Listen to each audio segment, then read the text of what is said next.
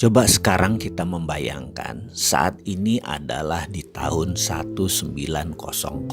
Apa yang kita bayangkan? Kita melihat apa itu peta dunia, geografi dunia di tahun 1900. Apa yang Anda lihat? Asia masih di tempat Asia, Afrika masih di tempat Afrika, Amerika masih di tempat Amerika. Tapi ingat, di tahun 1900 ada 100 negara belum lahir. Indonesia belum lahir, India belum ada, Cina bahkan belum ada. Lalu apa bentuk peta dunia di tahun 1900? Kita semua tahu bahwa peta tahun 1900 berbeda petanya dengan saat ini. Karena peta dulu adalah berbasis kolonialisasi. Jadi wilayah Asia di sini misalnya wilayah jajahan Belanda, kolonialisasi Inggris di India, di Afrika, Belgia, Portugis, Inggris, Perancis dan lain sebagainya. Jadi peta dunia ditentukan oleh peta kolonialisasi. Lalu terjadilah suasana yang di setiap saat di tahun 1900, setiap saat negara Eropa itu yang melakukan kolonialisasi di mana-mana, hampir perang di semua wilayahnya. Belgia hampir perang sama Inggris di wilayah tertentu, Portugis hampir perang sama Perancis di wilayah tertentu,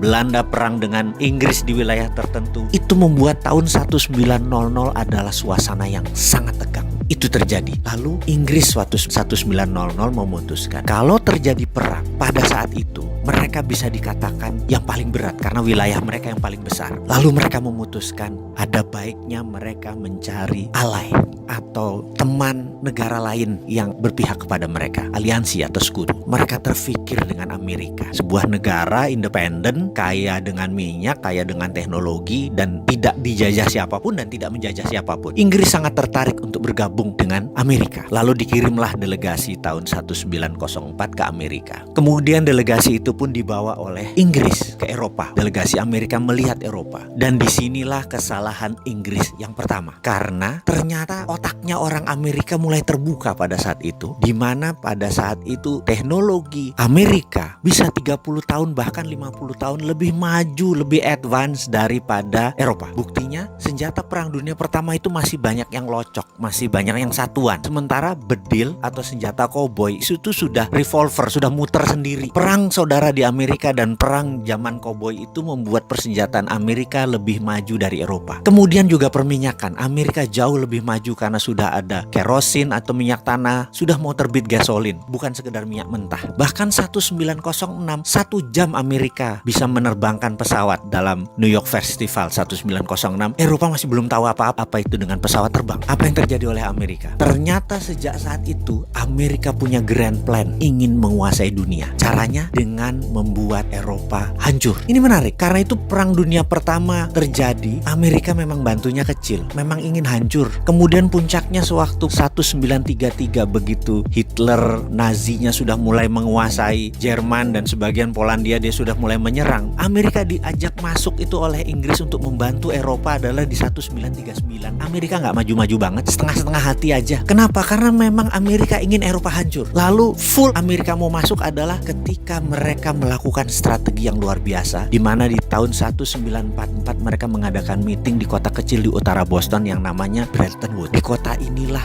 mereka mengontrol orang-orang negara-negara perang tadi, diundang dan dikatakan kita tidak inginkan ada perang dunia ketiga. Jawaban mereka kompak, tidak mau. Karena itu harus ada 3 hal yang harus mereka lakukan dan mereka setuju. Nomor 1, dunia harus mempunyai currency. Currency dunia itu haruslah dolar. Mereka tidak bisa bilang apa-apa, tapi delegasi Perancis keluar karena marah. Tapi apa yang terjadi begitu Perancis diserang lagi oleh Jerman? Delegasi Perancis pun pulang lagi dan menyatakan oke deh, setuju. Akhirnya sepakat currency dunia adalah dolar. Kedua, kita, kata mereka, harus mengontrol ini dengan menciptakan World Bank. Mereka pun setuju. Dan ketiga adalah punya IMF, International Monetary Fund, untuk mengontrol dana tadi. Mereka pun setuju. Semuanya itu kantornya di Washington, artinya memang di bawah Amerika. Bahkan kalau voting right, suaranya Amerika tuh 26% di IMF. Dan syarat untuk disetujunya sebuah resolusi harus 75% suara. Alias dengan kata lain, kalau Amerika tidak setuju, resolusi IMF tidak pernah keluar. Artinya IMF memang milik Amerika. Begitu mereka menandatangani, barulah